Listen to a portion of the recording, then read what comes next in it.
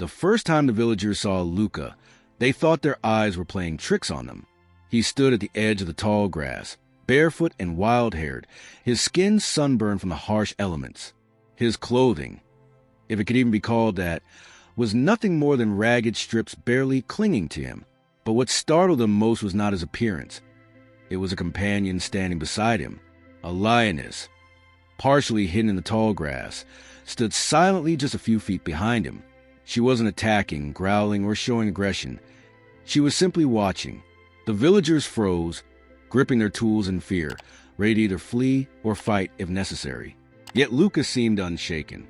He glanced over his shoulder, his eyes sharp and alert, sizing them up as if they were the intruders in his world.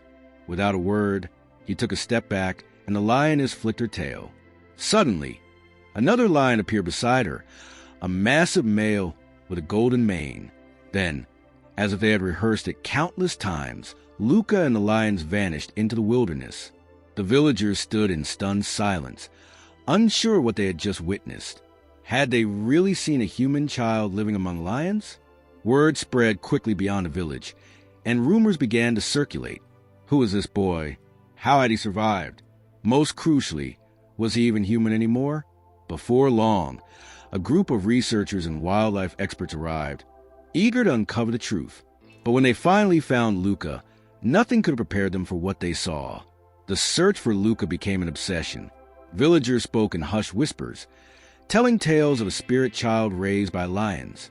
Some believed he was a lost soul, protected by the beasts of the wild. Others feared he was something far more sinister, something that should not have been found. For the researchers, this discovery was unprecedented. A human child surviving among wild predators. It defied logic, biology, everything they knew about nature. They set up camp near the last reported sighting, scanning the landscape with binoculars, setting up motion sensors, and leaving food as bait. But for days, there was no sign of him. On the fifth evening, as the sun set behind the horizon, a whisper spread among the team. They turned as one, their breath catching in their throats. There, standing at the edge of the tree line, was Luca. He was partially hidden by the tall grass, but he wasn't alone. A lioness stood beside him, her golden coat gleaming in the fading light. Behind them, a whole pride of lions lingered in the shadows. The researchers were frozen in place, too stunned to move. Luca, however, remained calm, almost as though standing next to a wild predator was completely normal for him. Dr. Harris, one of the researchers, slowly stepped forward, raising his hands in a peaceful gesture. "Hey there, buddy," he called softly. Luca didn't respond, but his eyes, deep wild, locked onto Dr. Harris with sharpness that sent chills down his spine. Then, without warning, Luca turned and disappeared back into the wilderness, the lioness at his side. The researchers stood motionless, their minds racing. Luca wasn't lost. He didn't want to be found. But they weren't going to give up just yet. They had to understand his story. The next morning, the team devised a plan. They wouldn't chase or try to capture Luca. It would be too dangerous for both him and the lions. Instead, they would observe from a distance, learn his habits, and, if possible, gain his trust. They set up hidden cameras along the trails he had been seen on, hoping to capture footage of his daily life. What they discovered left them speechless. Luca wasn't just living among the lions. He had become one of them. The footage showed him moving with the pride, his steps synchronized with theirs. He drank from the same watering holes, ate after the lions had finished their hunt, and even curled up beside them at night for warmth. The most remarkable moment came when the lioness, his lioness, brought him a fresh piece of antelope, gently nudging it toward him before sitting down beside him. Dr. Harris replayed the footage, his voice barely a whisper. "This isn't just survival," he said. "They've adopted him." The team was stunned. Wild animals, especially lions, didn't behave this way with humans. Lions were territorial, powerful predators. And yet, this boy wasn't prey, he was family.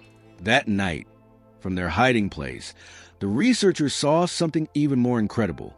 The alpha male lion, the largest of pride, walked up to Luca and leaned down, rubbing his massive head against Luca's shoulder in an unmistakable sign of affection. Dr. Harris exhaled sharply. "They don't just protect him," he murmured. They love him. The question that burned in everyone's mind was clear. Who was Luca, and how had he come belong to the wild? The team was now certain that Luca wasn't just surviving the wilderness. He had become a part of the lions' world. But how had this happened, and why had the lions accepted him as one of their own? Determined to find answers, Dr. Harris's team scoured missing persons reports, hoping to match Luca's face to someone who had gone missing. Days passed with no luck. Whoever he was, he had been lost for a long time. But as they continued to observe, they saw even more evidence of the extraordinary bond between Luca and the lions.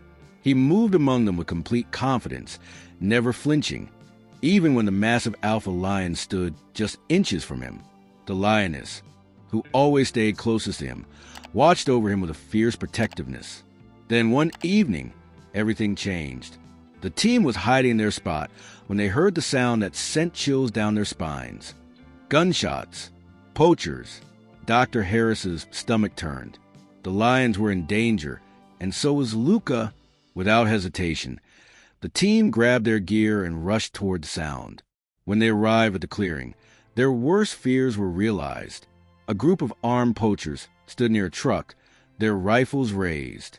And in front of them, standing between the poachers and the lions, was Luca. His arms were outstretched, positioned protectively in front of the pride. The lioness, by his side, snarled, ready to fight. Dr. Harris's breath caught in his throat. The poachers hadn't realized it yet, but they weren't just facing lions. They were facing a boy who had the heart of one. For a moment, no one moved.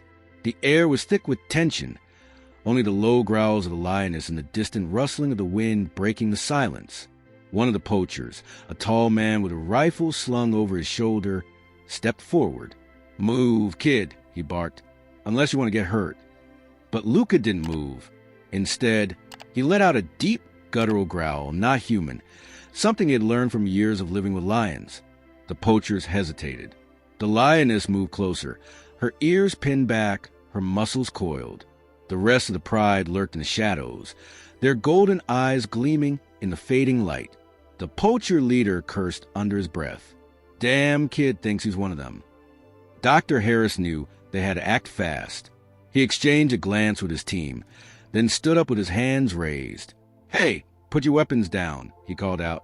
"We're with the Wildlife Conservation Authority. You're trespassing in a protected area. We've already contacted the authorities."